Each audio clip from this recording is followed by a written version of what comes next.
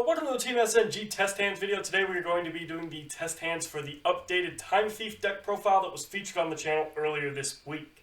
While you're at attention, I'd like to ask you guys, leave us a like, leave us a comment, leave us a subscribe.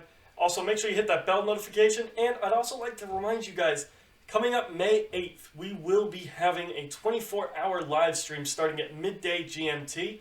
We're going to be playing a lot of Yu-Gi-Oh! We're going to be playing over the Remote Duel Discord servers.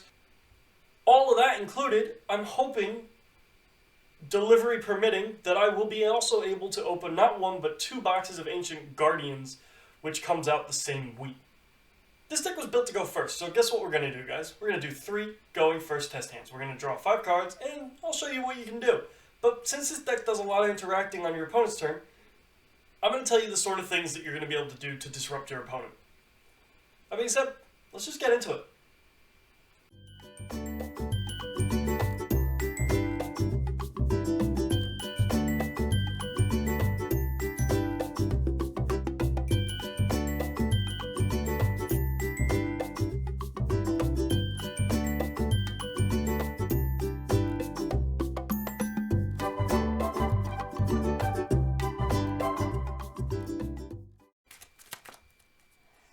Alright, here we go. First test hand. Phantom Knight's Rank Up Magic Force. Not a bad thing. Bezel Ship's alright to have in your opening hand. Time Thief Adjuster. If you've got Bezel Ship and Adjuster, you can actually continue combo off that way. Regulator. Best card. Best card. And Xyz Reception. So we are in actually pretty good shape here. Because we do have the plays we need to go full combo. So, first things first, we're going to go Regulator. Effective Regulator, sending off itself. At this point, we're going to summon ourselves out our Winder, and I do believe I just missed our Adjuster. Our Winder and our Adjuster are going to both pop off because we have Bezel Ship in our opening hand right here. We actually are going to use Adjuster to send Chrono Quarter and Winder to search something. So, Adjuster is going to send our Chrono Quarter. And Winder is actually going to search out Time Thief Hack, because this facilitates the OTK on our second turn, so on turn 3 of the game. At this point, we can go Link 2. Oh, need the extra deck. Into our Bujinki Hashima. Bujinki Hashima is going to special summon Bezel Ship and one of our other level 4s, so we're going to actually summon back, doesn't make much of a difference, we'll summon back Adjuster, and then instantly overlay the 2 of them into our first Forstrix. Forstrix is going to detach Bezel Ship to search out of the deck Singing Lanius. Of course, it's the last card. Singing Lanius will special summon himself. And then we will activate Bezel Ship Engrave, detaching the Time Thief Adjuster to special summon the Bezel Ship as well. Now, you need to be very careful when you're summoning from your grave or anything. You want to make sure this zone remains open because it's the only zone you can link summon to. Now we're going to go Link 2 with our Spent Forstrix and our Singing Lanius into our Wisestrix. Wisestrix will special summon from the deck on summon Zephyros. Zephyros and Bezel Ship will become our second Forstrix. Our second Forstrix will detach the Zephyros from him to search out our Strangle Lanius. Strangle Lanius will special summon itself because we control a dark monster. Oh, sorry. Before Strangle Lanius special summons itself, Wisestrix will also set our Phantom Knight's Rank Up Magic Force. Strangle Lanius will now special summon itself because we control a dark. Now we're going to use our second Forstrix and our Wisestrix to go Link 3 into Rusty. Rusty will send Silent Boots to set Fogblade number 1. Silent Boots will banish itself to add Fogblade number 2. At this point, we can activate Time Thief Hack, target Time Thief Hack with Zephyros, and bring back Zephyros. So it'll bounce back our Time Thief Hack, and we will be burned for 400 damage, but we get another Zephyros, and that just lets us extend into our Redoer.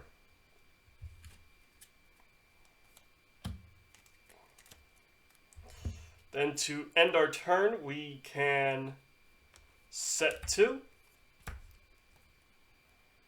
We can actually set 3, because if we set the Xyz Reception and our opponent pops it, we lose nothing. If our opponent doesn't pop it, we still lose nothing, because we can use it next turn. So now we're in really good shape. We still have 2 cards in hand, and we have Time Thief Hack, which is just a useful card for our OTK, which you'll see in a bit. During our opponent's turn, in the standby phase, we will attach a card to our Time Thief Redoer. At any point on our opponent's turn, we can detach cards from our Time Thief Redoer to banish himself off. This will trigger Chrono Quarter Engrave to special summon itself.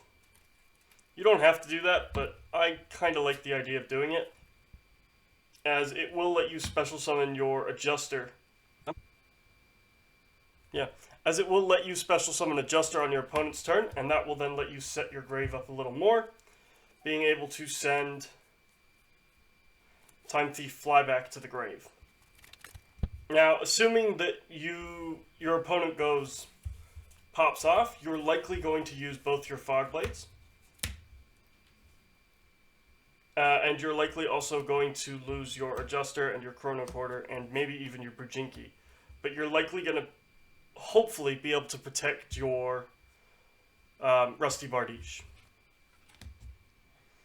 In the end phase, your Redoer will return to the field. And then you will draw for turn.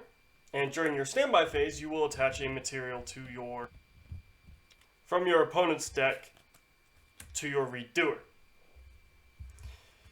You can also use Time Thief Flyback, banishing it to attach another material to your Redoer. And that's really important.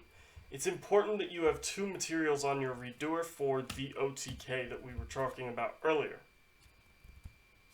Now you're going to want to activate your Phantom Knight's Rank Up Magic Force and banish off. It doesn't really matter, you might as well banish off your Zephyros though. Targeting Redoer.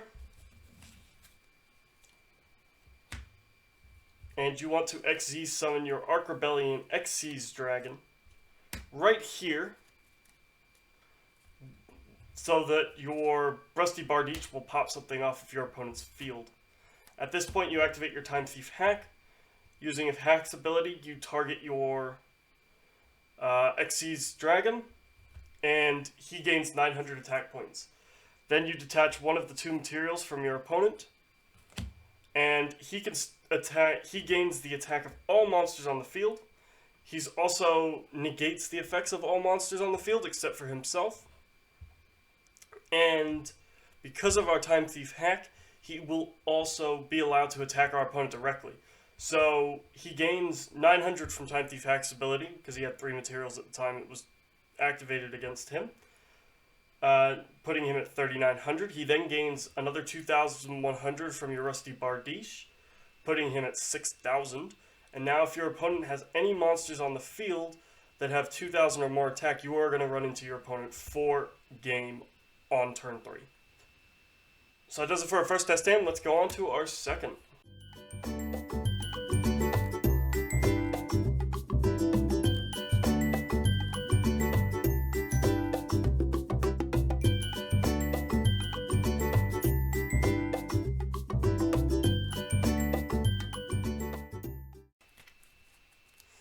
Okay, so Time Thief Hack, nice, we don't need to burn a search on it. Bezel Ship, that's fine. Retrograde, Adjuster, and Phantom Knights of Silent Boots. So this isn't an optimal opening. We don't have regulator for starters. That is the optimal opening. But we are okay because we can normal our bezel, special our adjuster. But we are going to be in a situation where we're somewhat limited to how our end board looks. So first things first, we will do exactly as we said. We will normal our bezel and special our adjuster. Then we are going to overlay them because we don't have this graveyard set up to go with the Bujinki Hashima play. Meaning we're going to have to just forego that. At this point, we will detach our bezel ship from our 4-strix to search out our Singing Lanius. Because we control NXCs, we can special our Singing. We're then going to detach our adjuster to bring back our bezel ship yet again. Actually, this time we don't need to be too careful about zones because we're going to just be using this one here. So at this point, we're going to link off to our link 2. And this just shows you the versatility the deck has. If it doesn't use the Bujinki play because you don't get your field and your grave set up, that's fine. Y-Strix specials out Zephyros. Zephyros and bezel ship become our second 4-strix. Our second 4-strix will detach our Zephyros for our Strangle Lanius. And our Y-Strix will go off searching out or setting our Phantom Knight's rank up Magic Force. At this point, we're going to go link 3 into our Rusty. And we're going to use Rusty's effect. Sending Silent to set Fogblade, and then we'll banish Silent to add Fogblade. At this point, we set our second Fogblade, activate our Time Thief Hack, bounce our Time Thief Hack with our Zephyros to bring Zephyros back. Then, because we control Dark, we'll special summon our Strangle. And then we're going to overlay Strangle and Zephyros into Redoer. At this point, we can set our Retrograde, and we'll activate our hack again, just leaving it on the field. Part of the reason we want to activate our hack is it acts as temptation for our opponent to pop that, meaning that we can use Retrograde to potentially get us a draw if our opponent uses a spell or trap to pop it. So in our standby phase, Redoer will attach something to it. And then we will hopefully be able to pop off our Retrograde as well to attach something else to our Redoer. And then we will detach our materials. And at that point, we're hoping to net ourselves at least a draw. So there's a regulator, so if everything goes completely backwards, then we could always do this all again next turn, which is alright. Well, not all of it, but most of it. During the end phase, our Redoer will return to the field. We will likely have used both of our Fog Blades to stall our opponent. Whoops, that's not our Fog Blade. That's our Fog Blade. And then during the standby phase, yet again, our Redoer will attach something from our opponent. Sorry, we would draw again. Okay, so we've drawn into startup. Not totally ideal, but it could be worse. So the only thing problem we do have here is we kind of now have to make a choice. We can use our rank up, no problem, to go into our Arc Rebellion Exceeds. That's not the issue here. The issue here is that we're only going to get one of two things. We can either blanket negate the board by detaching the material from our opponent, or we can attack our opponent directly with a big beefy monster that has 5,700 attack minimum, And if our opponent has any monsters on board, then it will have more, because it'll gain their attack as well.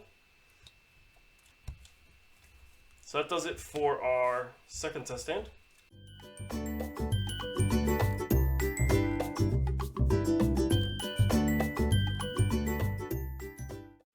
For any of you wondering why zombies on a Time Thief deck, A, they were available. I had an extra set of them.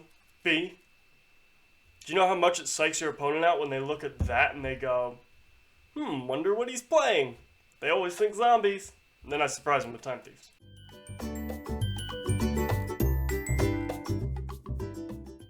Also, let me know in the comments, are you the kind of person who organizes your extra deck in a set order and it greatly upsets you if it's not in that order? Because I know I am. I can work with extra decks that are mixed up, but I prefer them to be in a set order. Hence, you see me after every test hand pretty much reorganize the structure deck, the extra deck.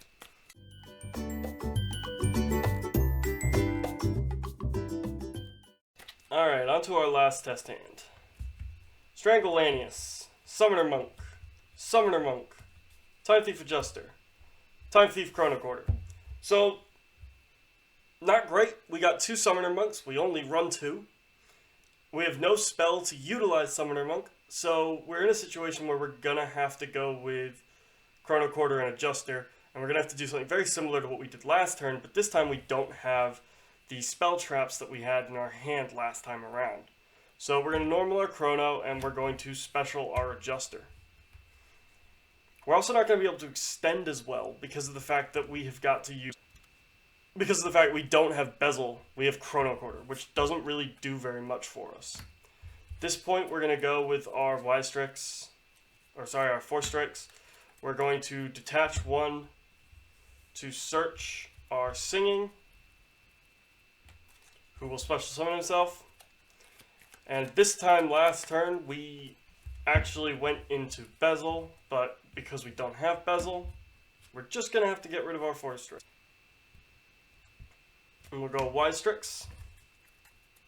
Wise Strix will special summon from our deck our Zephyros when we find him. There he is. It special summons him in defense. I think I misplayed on an earlier test hand with that. At this point, because we control a dark, we will special our Strangle. And we will overlay into our Force Strix. As you can see, you're probably at the point where you've realized we are now at a bit of a choke point. We're going to detach our Zephyros, which will trigger a search and another search. So we'll search out our last Strangle. And we will set our rank up Magic Force. Now we're going to go Force Strix and Wise Strix into our Rusty Bardiche. And really, this is basically where we're going to have to end here, because we don't have a way of getting 2 level 4s back on the board. So we're going to go Silent Boots, setting our Fog Blade, and then we'll banish Silent Boots to search out our second Fog Blade. So it's a much less imposing board for our opponent to worry about. We aren't going to have the OTK. We've got 3 cards in our hand that are effectively dead cards. 2 Summoner Monks is really unfortunate. You don't see it often, but you don't want to see it ever. You're fine with seeing 1, but not 2, and you really only want to see it if you've got any spell that's worth discarding. So, at this point, we would likely use both of our Fog Blades, potentially even lose our Rusty Bardiche in the process. Possibly, if our opponent was to help us out in any way, that would be by getting rid of one of the 2 Fog Blades. So, on our next turn, we draw Time Thief Retrograde, again, not going to help us in the slightest. We are now in a situation where we're going to have to go Summoner Monk, Strangle, overlay the 2 into Redoer, and then I guess that's the only way our Retrograde helps us out, is we can set our Retrograde. If our opponent did get rid of one of our Fog Blades, we could potentially have banished our Fog Blade first, getting us a pop when we summon our Redoer at least. But yeah, we're not in the greatest situation. Just because we are kind of wholly reliant that our opponent isn't going to be able to break through 2 Fog Blades and a Rusty Bardiche on his own. At this point, I'd like to thank you guys for watching. Make sure you leave us a like, leave us a comment, leave us a subscribe. Let us know how excited you are to see this deck in the upcoming live stream. Make sure you join us for said live stream on May 8th, midday GMT. And at this point, all I can say is I'll see you guys at the next video.